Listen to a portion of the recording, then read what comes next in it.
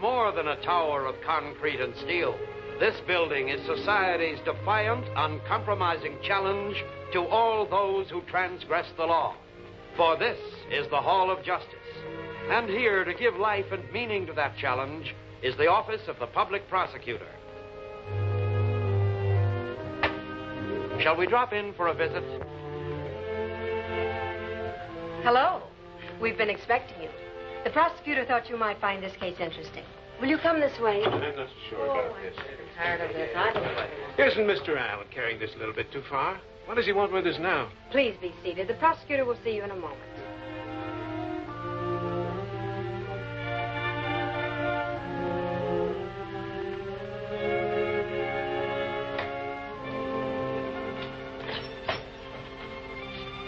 Oh, hello. Nice to see you. The people you're waiting for are here. Good. I'll be set in a little while.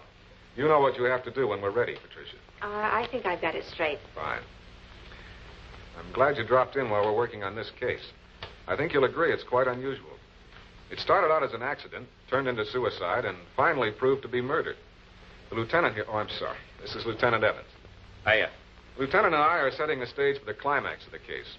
This unwieldy object the lieutenant is holding is going to be our star witness against, well, one of those three people outside. Oh, sit down, won't you?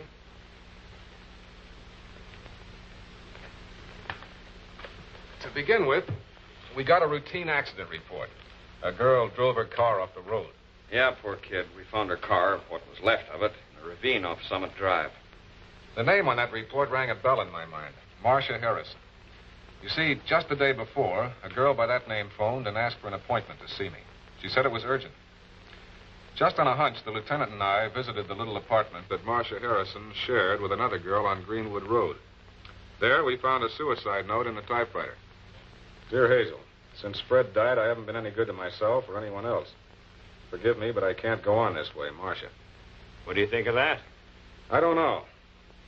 You don't phone your public prosecutor for an appointment for the next morning and then commit suicide the night before. Somehow it just doesn't smell right.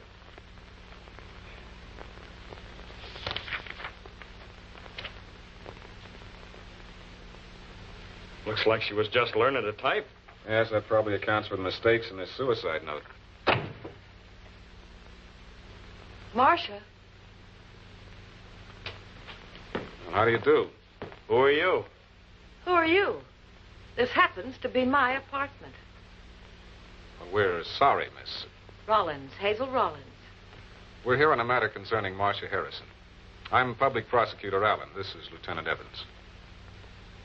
What's happened to Marcia? Everything, lady. She's dead. What? She left a note. I believe it's for you, Miss Rollins. Apparently, she drove her car off Summit Drive. We found her in a ravine out there. I wouldn't touch that. I had a feeling she might do something like this. Oh? About a year ago, her husband, that's the Fred she's talking about, died in a veterans hospital. So I took her in to live with me. I tried to make her snap out of it. I even got her my old job as secretary in a doctor's office. Secretary? Yes. Dr. Walton said he'd string along with her until she got through business school. Excuse me, please.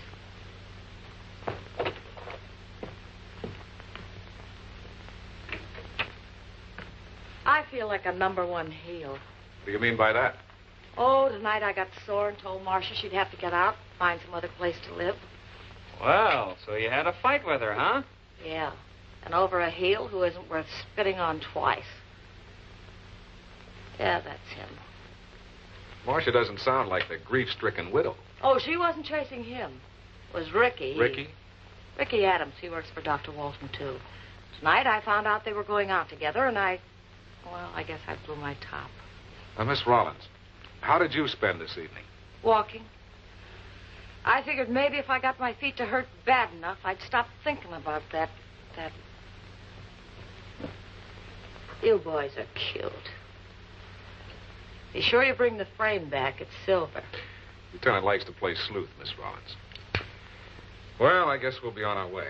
We may get in touch with you later. Oh, not any more tonight, please. I have a definite feeling that I'm going to latch onto a bottle and drink myself into distinction.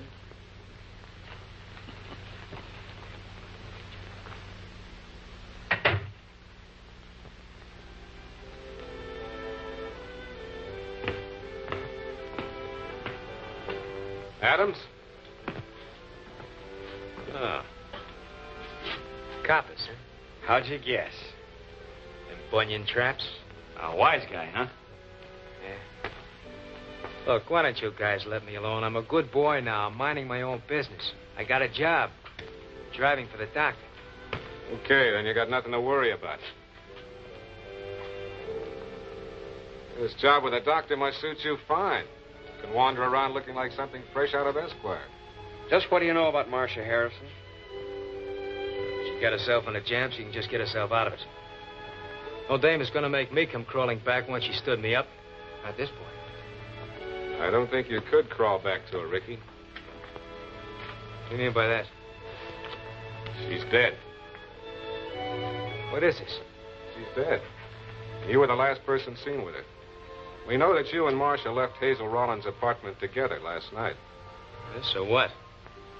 We were driving out toward the Club Lido on Route 12. And I suddenly remembered something I had to do back at the doctor's office. What kind of job? What difference can that make? Anyway, I told her I'd meet her later at the Lido, and she dropped me off at a corner. When I got to the office, Nora, the cleaning woman, was there. Ah. Are you gorgeous? Hmm? I'll be in the other office for a while.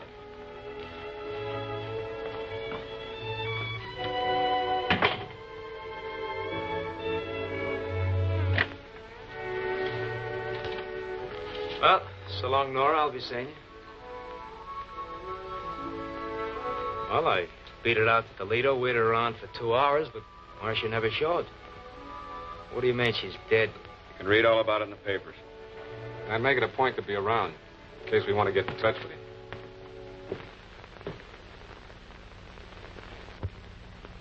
When we finished with Ricky, we decided to visit the other member of the trio, Dr. Walton.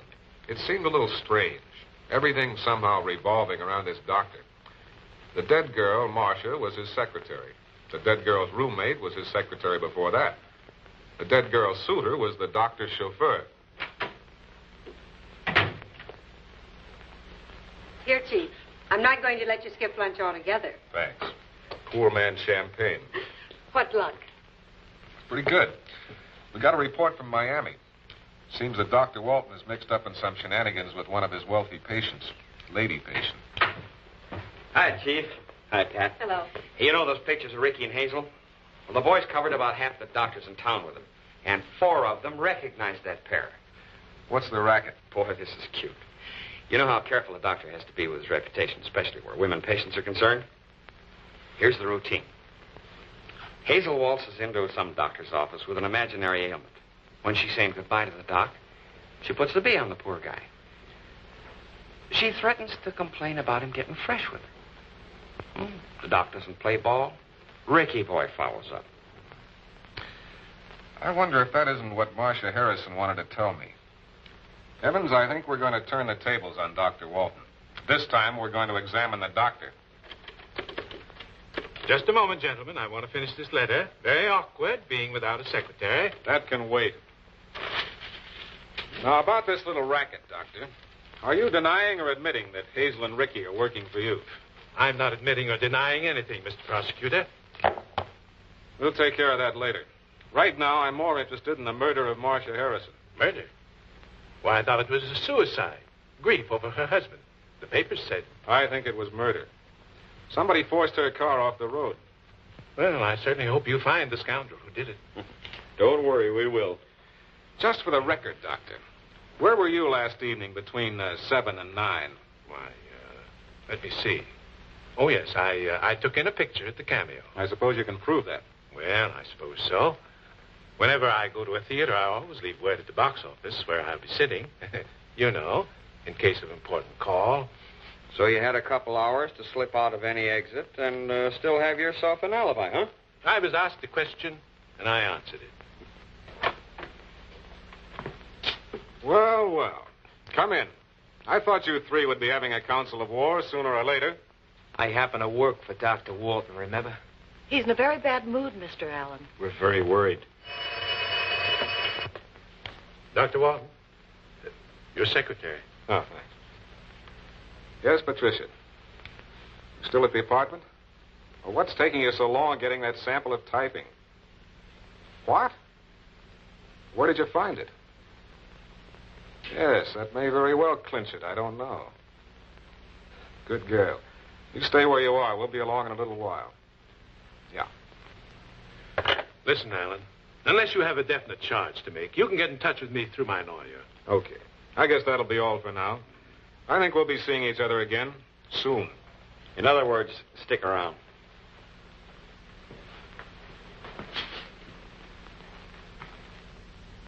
You know, Chief, we could be barking up the wrong tree. Those three people could be in on this racket and still... Yeah, I know. What was that telephone thing with Patricia? Oh, just our Miss Kelly playing detective again. She found a notation on Marcia's calendar making a beauty parlor appointment for today. And to quote Patricia, no woman does that when she's thinking of suicide. Well, that only adds to your theory, that's all. You know, that girl's going to have my job yet. Say, Evans. Yeah? That talk I had with Patricia on the phone, the three of them overheard that. They know she's in Hazel's apartment. So? From the conversation, they're bound to think that she's found something that really puts the finger on one of them. Holy mackerel, that's right.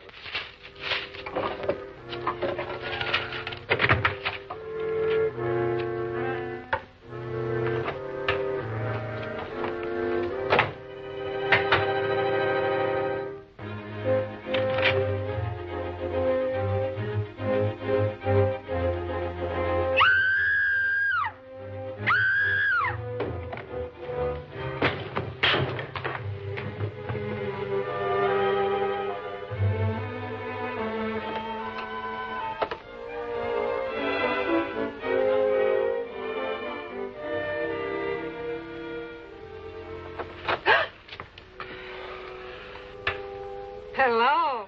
Are you all right? I think so. Well, I guess my job's still safe. Did you see who it was? I think I was too scared. Well, that settles it. One of our trio is willing to commit another murder to cover up the first one. And I think I know who it is. Patricia, sit down at the typewriter a minute. Type, now is the time for all good men. But slowly.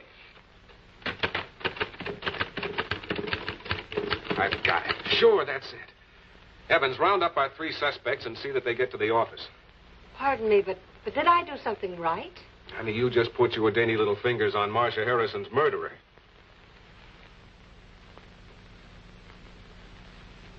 Well, that brings us right down to the present.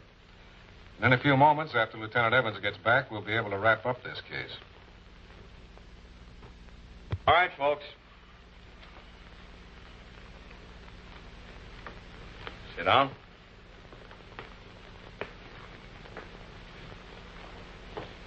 Well, I think we're about ready to start. Let's go back and see where our murderer slipped up. Let's consider what his problem was. He had to type a suicide note that would look as though Marcia Harrison had typed it. He saw these practice sheets the girl had been working on. Now, remember, Marcia was still studying typing, hence these mistakes. So, the murderer reasoned he had to make mistakes in the suicide note, too. Lieutenant, you can put that up now. That's the wrong side, Lieutenant. Huh? Oh.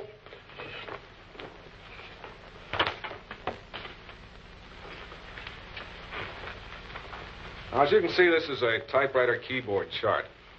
You'll find one in every secretarial school. It's used to teach touch typing. Is that right, Miss Kelly? That's right. And here's the suicide note. Notice the kind of mistakes that are made.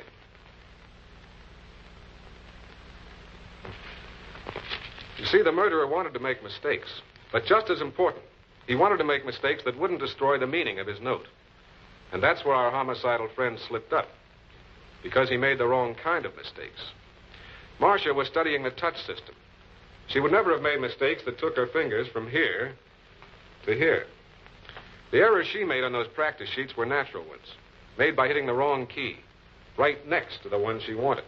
This is a very intriguing lecture on the principles of typing. But just what has it to do with us? Well, it eliminates you, Doctor. You know how to type. And you used the touch system when Evans and I were in your office.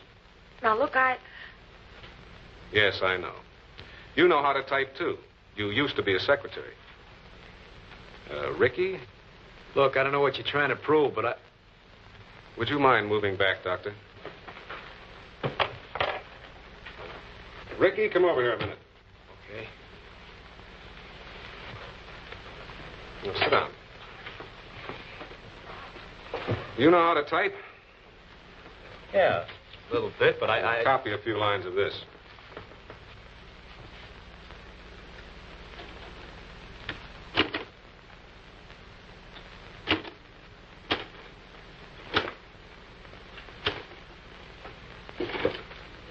What are you doing if I can't see the It isn't key? easy, is it, Ricky? Not as easy as forcing a girl's car off the road and killing her.